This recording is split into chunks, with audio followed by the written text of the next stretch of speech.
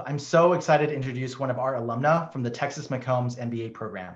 Rachel B. Lee is a fearless lady boss. She started her career at the marketing agency Walton Isaacson and managed some of Unilever's first social media-driven consumer activations, including Axe One Night Only. After receiving her MBA from McCombs, she entered the technology industry at Microsoft.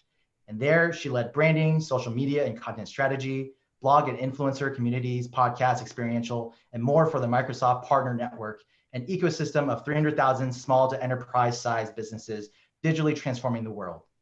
Rachel achieved 1 billion impressions in 2017 as the social lead for Microsoft Inspire, and 2018 won the Microsoft Inspire Speaker Excellence Award for a session on modern selling and LinkedIn.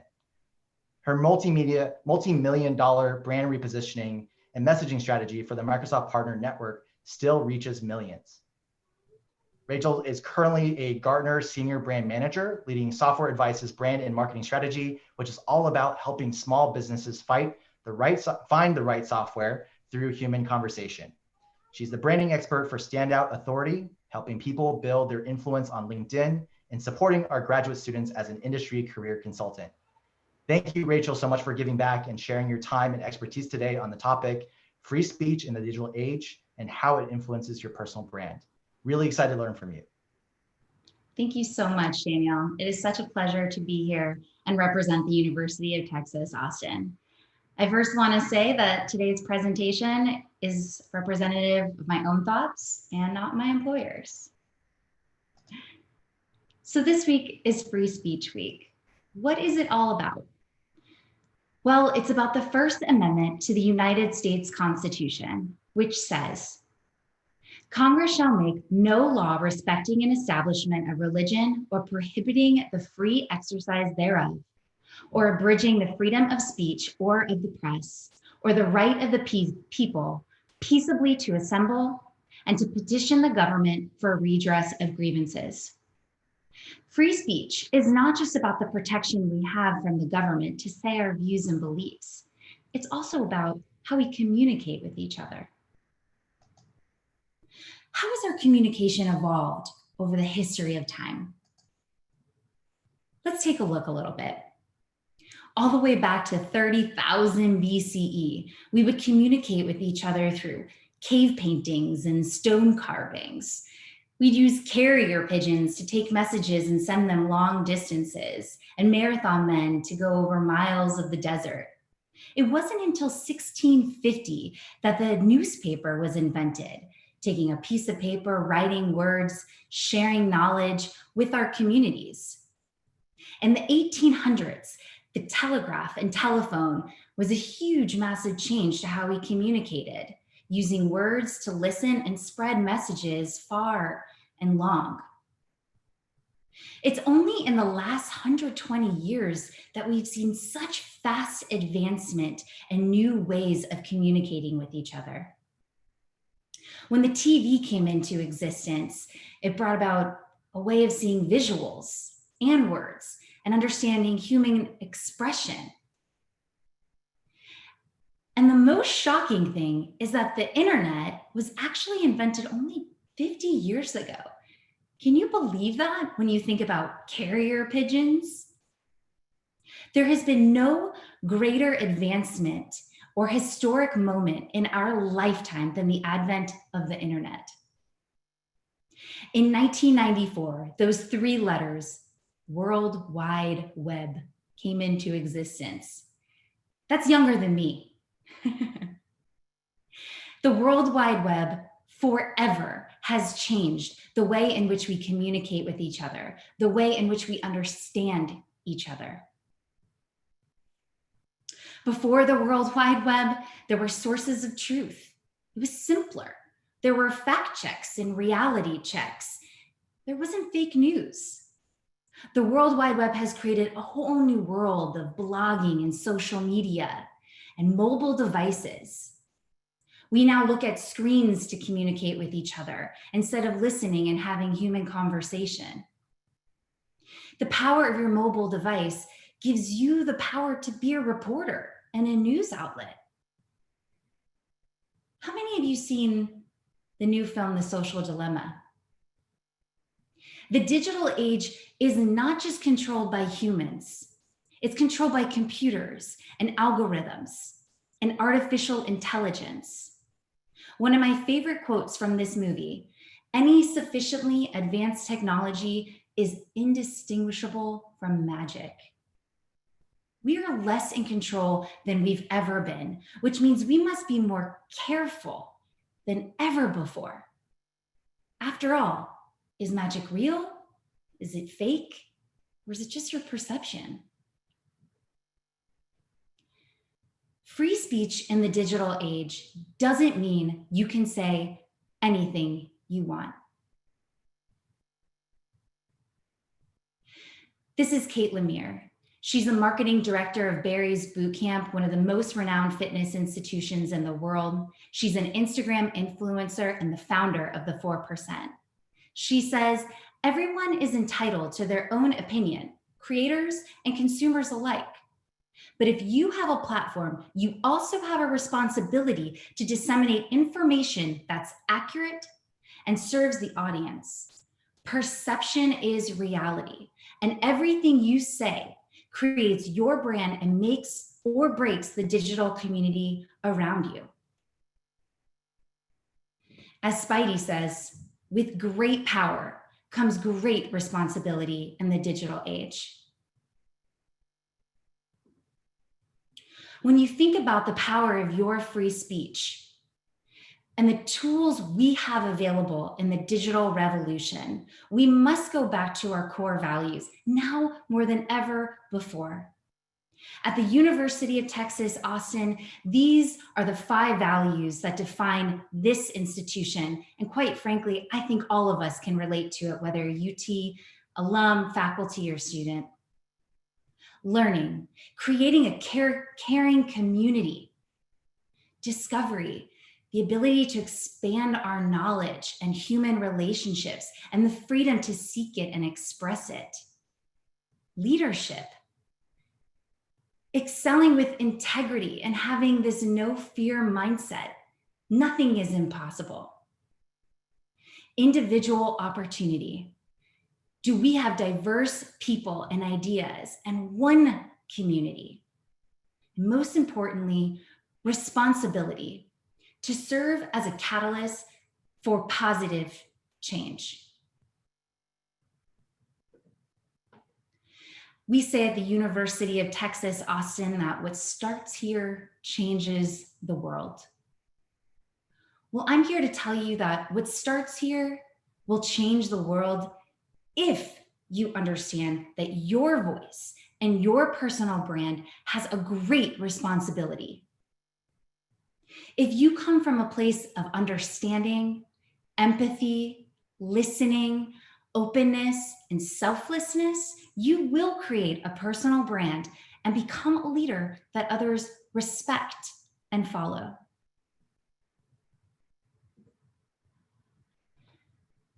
Speaking freely in the digital age can ruin or excel your brand.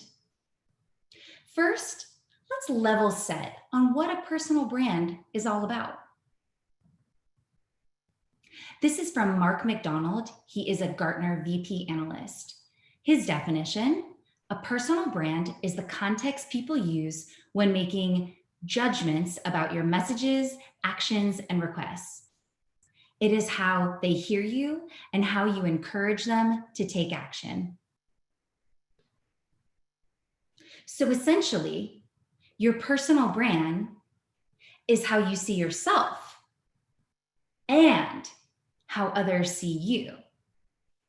And since we live in the digital age where young folks are getting social media profiles at 10 years old, you are building your personal brand without even realizing it.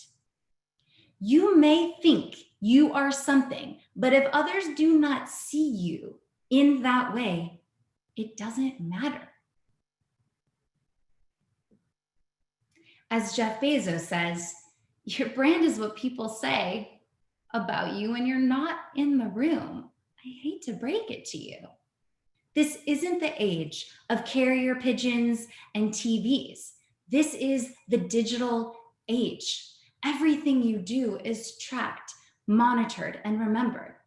While social media is forgiving, your teams, your boss, your family, and friends may not be. As you think about your personal brand, I have a little method to help you define it and make sure you stand by it. First, think about your skills. What are your superpowers? Go ask some people. What do you do that nobody else can do? I promise you, you have a superpower. Your audience. Who can relate to your background and experience? There's always somebody that can relate to you. Just look at me, marketing lady boss. Your differentiation. What perspective and credibility do you have that others don't? And lastly, your personal brand is around your passion. What gives you energy and excitement? These 4 elements are what make your personal brand. These are the elements that make not only how you see yourself, but how others see you. So my personal brand statement is, Rachel B. Lee is a fearless marketing lady boss that helps people and businesses find their voice so they can build confidence and influence the world. I stand by this statement.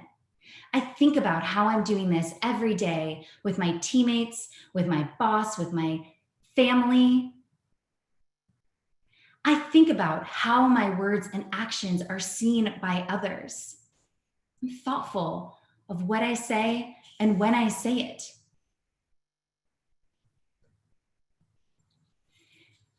Free speech is more than having the freedom to say what you want. It's not just about what you post on social media. It's every action that you're taking with the people around you, the mark that you lay in this world. When you have a seat at the table, will you speak up when she is unheard? That is free speech. When you lead teams, will you ensure they are diverse and inclusive, where different perspectives are valued? That is free speech. When you design our products, will you ensure they're ethical, unbiased, and for the good of humanity? That is free speech. We have to think about all of these things in the age of digital. As RBG says, fight for the things that you care about, but do it in a way that will lead others to join you. It is your job, it is my job to do better, to do what is right, not just for your personal brand, for your employers, for your own business, for your families. It's okay to say less when it's not your time to speak, and to speak up when others do not have a voice.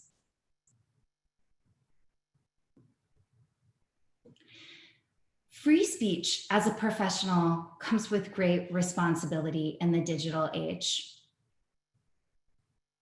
What I find most interesting about this week, and as a business professional representing the McCombs School of Business, is that the First Amendment does not apply to employees working in the private sector.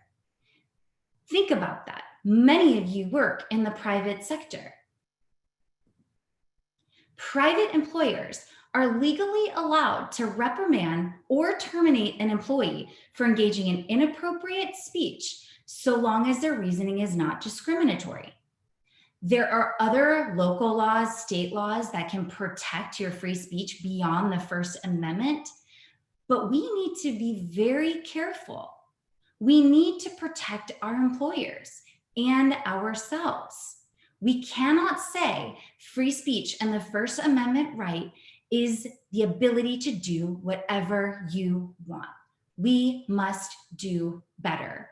as professionals, as employees, as citizens.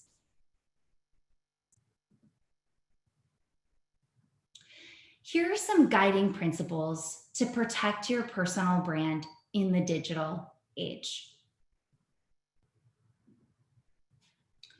First, less is more.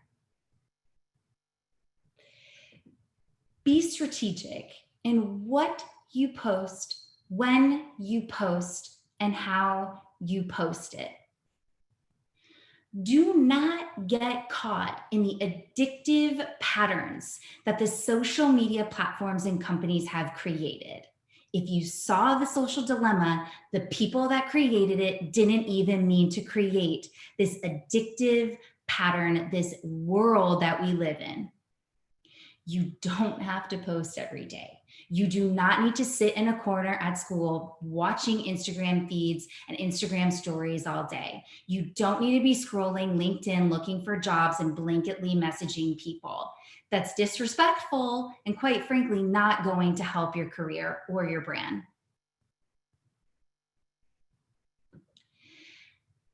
When you do post, be sure your content aligns to your brand and what you stand for. Those 4 elements that I laid out, write them down. Figure out your personal brand statement. Go back to it every day and think about what you're posting and how it aligns with who you are and what you stand for.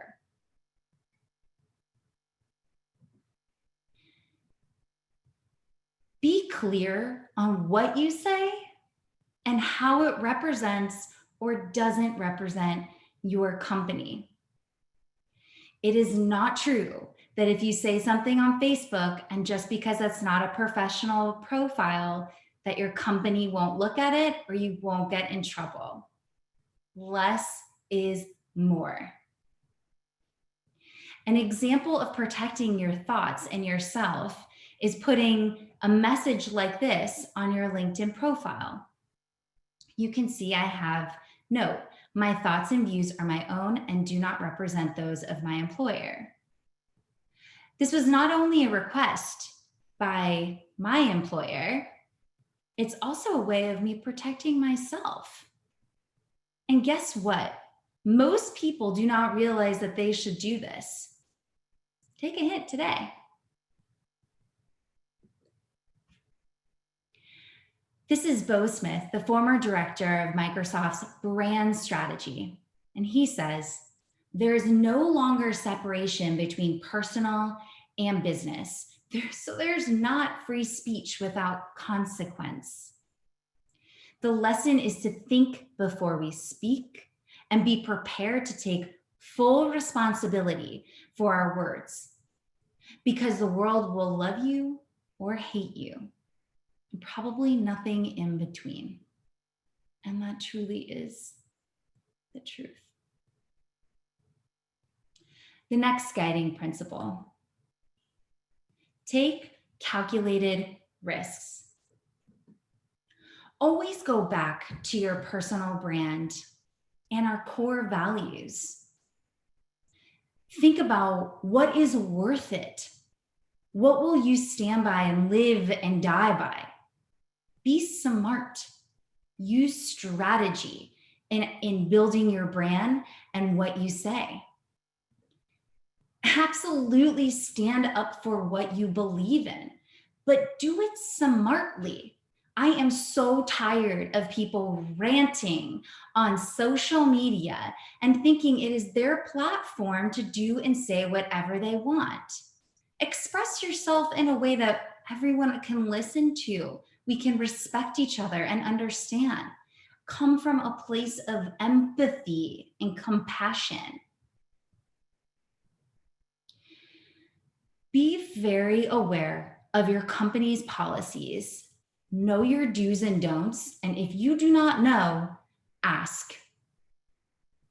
I want to show you an example from the Adidas Group and some of their policies. Straight from their own policies. 1, you must identify yourself.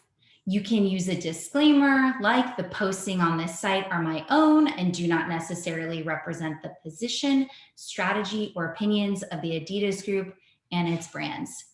Very important that you say this, and I will reiterate, today's presentation is my own viewpoint, not my employer's. The internet never forgets. I love that this is in their policies. You're personally responsible for the content you publish.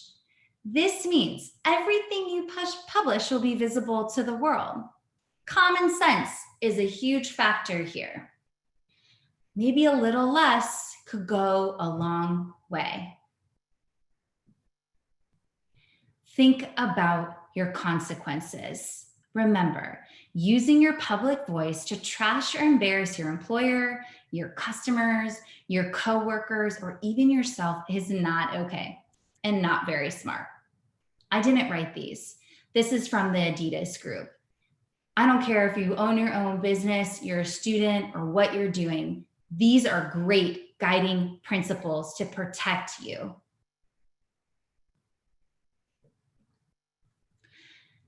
This is Kelly Hopping. She is the CMO of Gartner Digital Markets and my manager.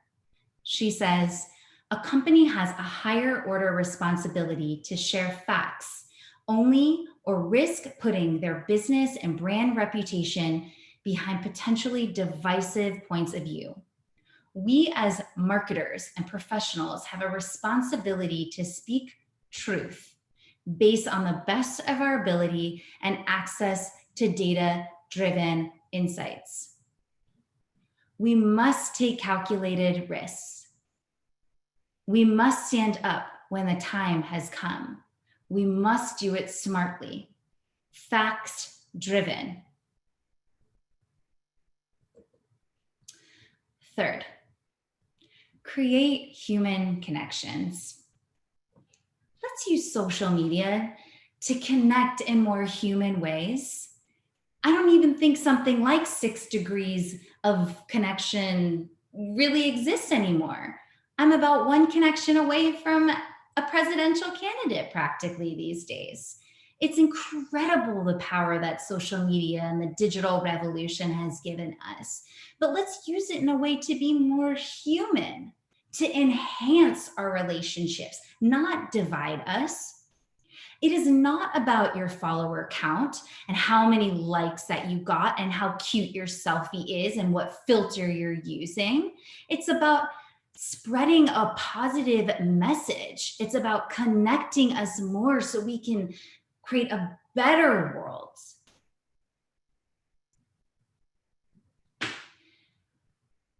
Your network is your net worth.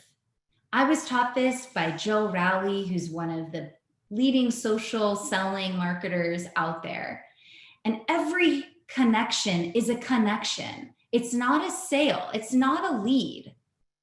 Let's treat people like humans. Connect with people because we want to get to know them. We want to understand their background. We want to get rid of our bias and understand more. And when we're creating these human connections, ask what you can give, how you can help, and in time you will receive. The amount of messages I get on LinkedIn to sell me on something, putting me into a sales funnel, the amount of connections without any message, the amount of people that ask me for a job or referral without getting to know me. Why? Why is that okay? Before social media, before computers, didn't you meet up with somebody, have an interaction, and get to know them? Why is it different today? Free speech in the digital age is about being human again, creating real human connections. This is Joshua B. Lee, my husband, but also a LinkedIn influencer and the founder of Standout Authority. And he says, there's no B2B or B2C. There's only H to H, human to human, because every company is run by another human being. As professionals, we sometimes forget that.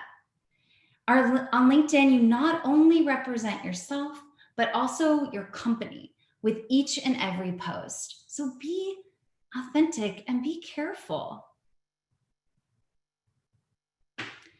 My last guiding principle: be present and spread positivity. We need this today. Show compassion and forgiveness. Do not use social media to express your viewpoint and hate others. Don't use it to lose friends and family. The algorithm is made to do that. You're getting beat by it. Stop the chain. Be positive. It's harder than being negative. Our future is being written every single day. If we learn one thing from this year, is that every single moment matters.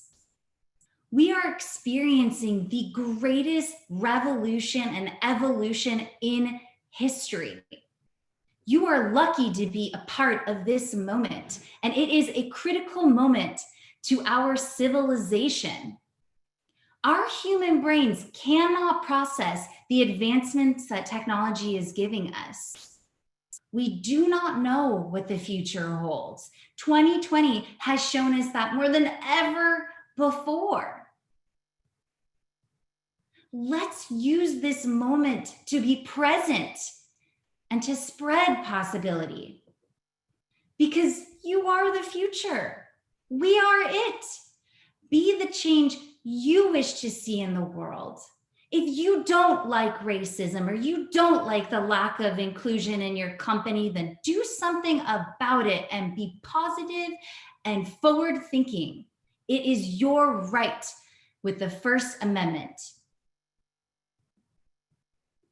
The great Maya Angelou said, "I've learned that people will forget what you said, people will forget what you did, but people will never forget how you made them feel." I don't want to make you feel bad. I don't want to feel bad. Let's do better. To recap my guiding principles with your personal brand, less is more. Quality over quantity. Take calculated risks. Stand up for what you believe in. That is your right. But do it with sophistication and poise and respect. Create human connections. We are the ones writing the code. It's humans that will save our civilization, not the computers and not Facebook and not Instagram and not LinkedIn. It's the humans that are making these companies. Let's be human and come together. Be present and spread positivity. I beg you. Let's move into 2021 with a lot more love. Love will always conquer. Fear will divide. What legacy do you want to leave? You want to be known for this university, for your family, for your friends, for our country, for the world? What future do you want for your children and for the next generation of students? I leave you with a video.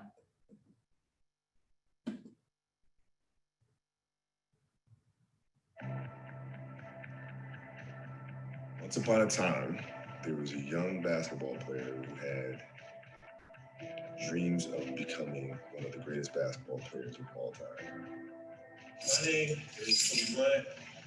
I'm 17 years old. I have the hunger, the motivation, and the desire to be the best possible basketball player that I could be.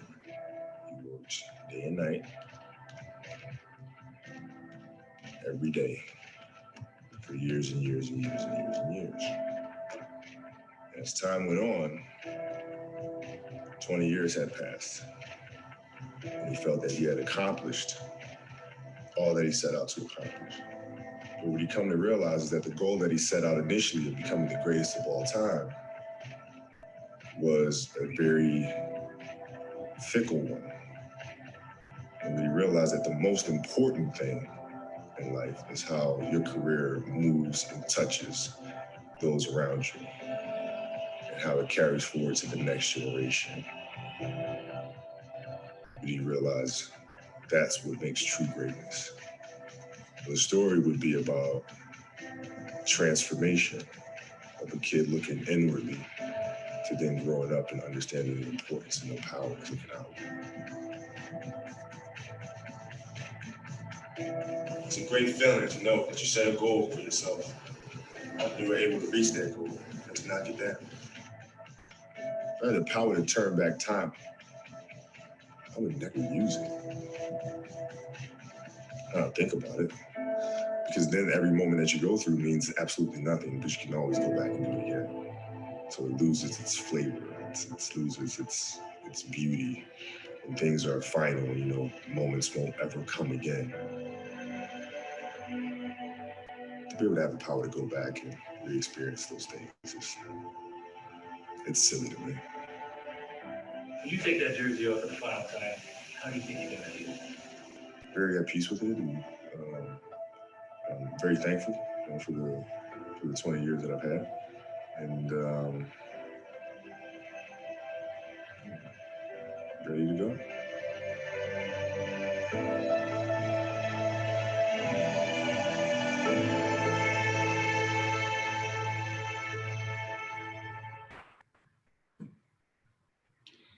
You know, I couldn't help myself as a Laker fan and winning the champion.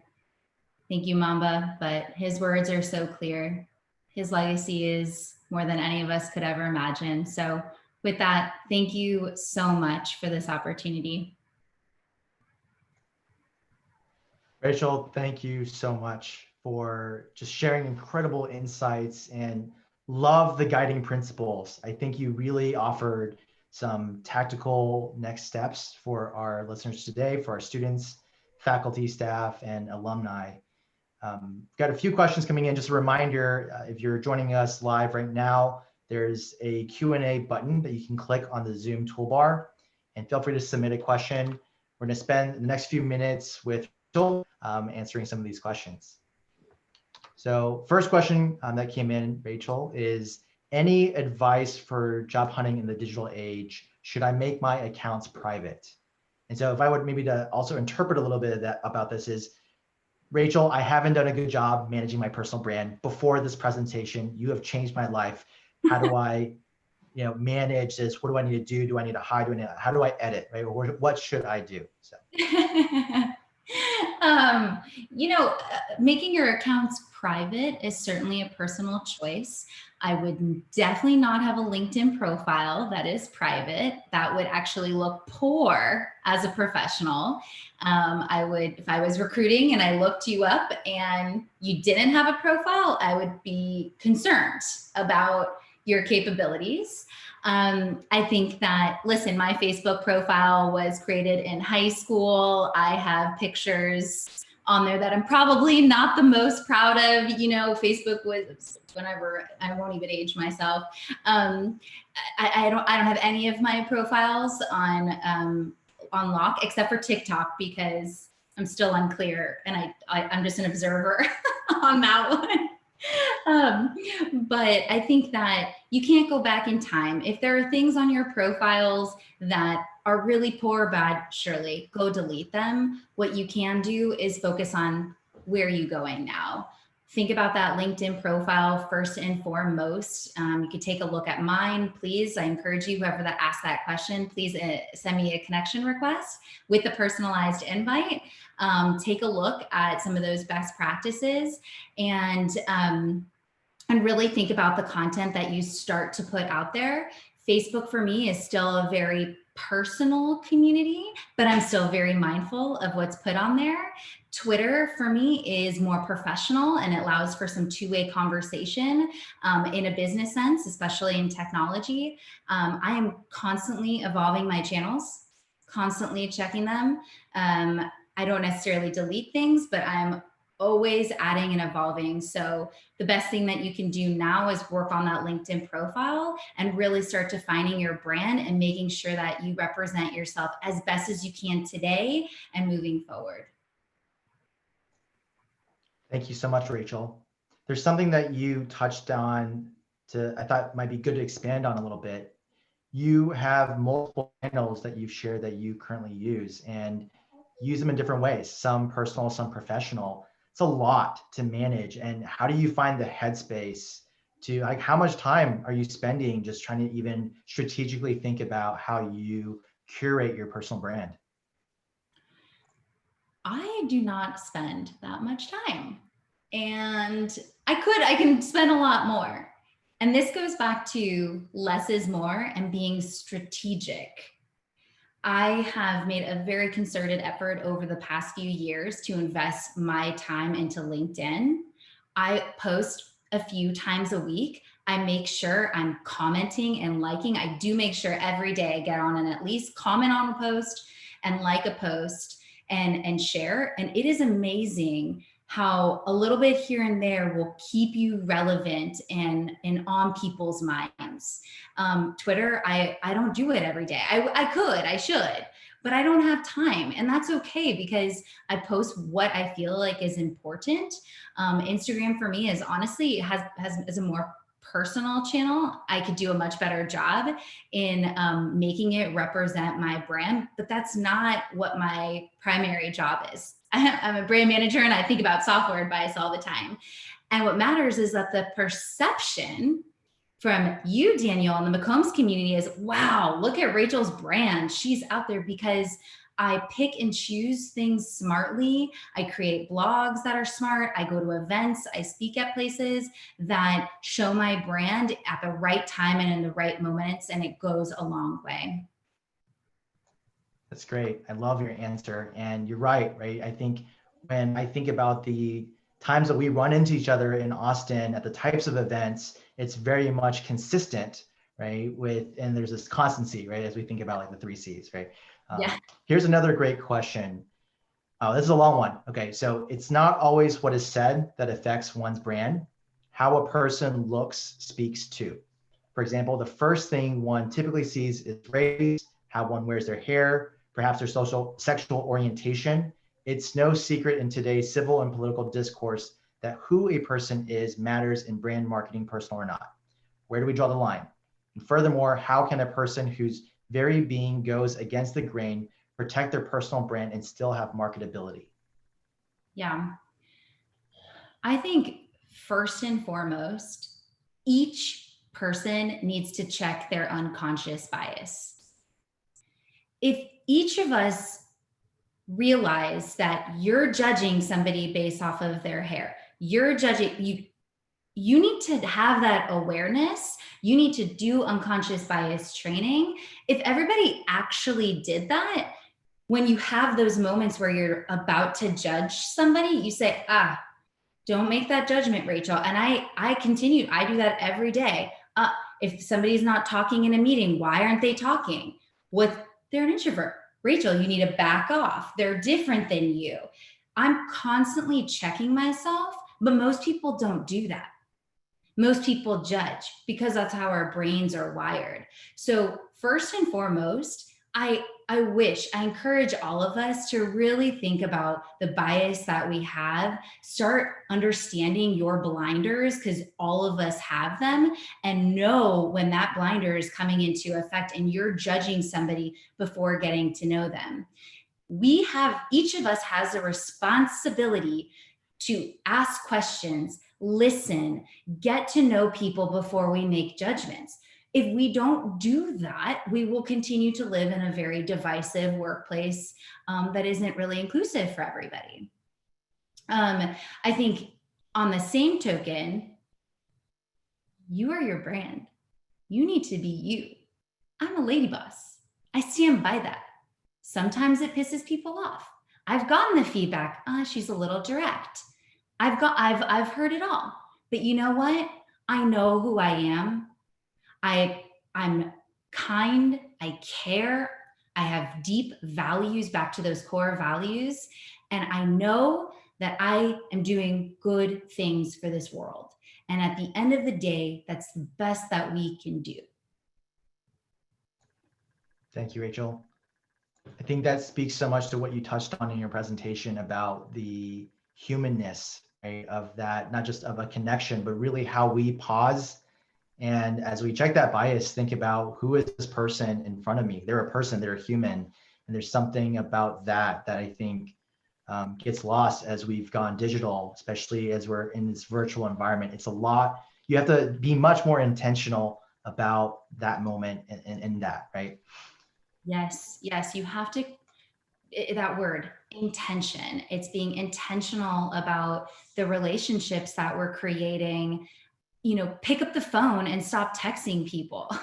Send a video at least. You know, let's try our best to create human connections, find shared experiences. We are all at the very core, we are all the same. We all come from the same stars and moon and ground and earth. And, you know, if we can just put all the other junk to the side, people are genuinely usually pretty good. And so we really got to work at building those human relationships. Definitely. I think we have time for one more question. So in some industries, Twitter is really popular for connecting and communicating. How do I evolve my personal Twitter, which features very little content related to my profession? Also, is it possible to use accounts for both personal and professional conversations? Use accounts for professional, Yeah, multiple accounts. I mean, you can, it will get a lot. I mean, that might be a lot of time. And I think, you know, the duality of your brand then becomes a little bit hard. Who are you? You're, you know, just like all the quotes I have, right? These lines of professional and personal are really blurred, and it's much easier to come as one person and be smart in how you position yourself than trying to manage two accounts. I would not do that. That to me, you know, it's one thing if you're building it for a brand, it's your brand handle. You know, I think for Twitter is just so much. There's so much. And it is, you know, 1 second in, 1 second out. I think for Twitter, I find that trying to engage, figure out what industry you want to be acquainted with, who are the influencers, what companies, you know, back to that brand statement, and you're defining your audience, right? Your audience, your differentiation, your passion, your skills. When you have that defined, when you go onto a platform like Twitter, I can start to think about, who am I going to follow? Who am I going to tag? What hashtags am I going to use? What events should I be a part of so that I'm starting to show up in these communities? Twitter is a great place for fast conversation, and it's great in the tech world. It's usually not very meaningful conversations like LinkedIn is going to do, you know? So I think Twitter is a really great way of having quick conversations and learning a lot. You can learn a lot on the pulse of what's out there, and then create much deeper conversations on Instagram many times or on LinkedIn. Great, Rachel. Thank you so much for providing a perspective on personal brand and offering insightful tactical advice for both of our students, staff, and faculty and alumni. Thank you to everyone who's attended today's session as part of UT Austin's Free Speech Week series. Hook 'em. Hope you have a great rest of your day. Thank you so much.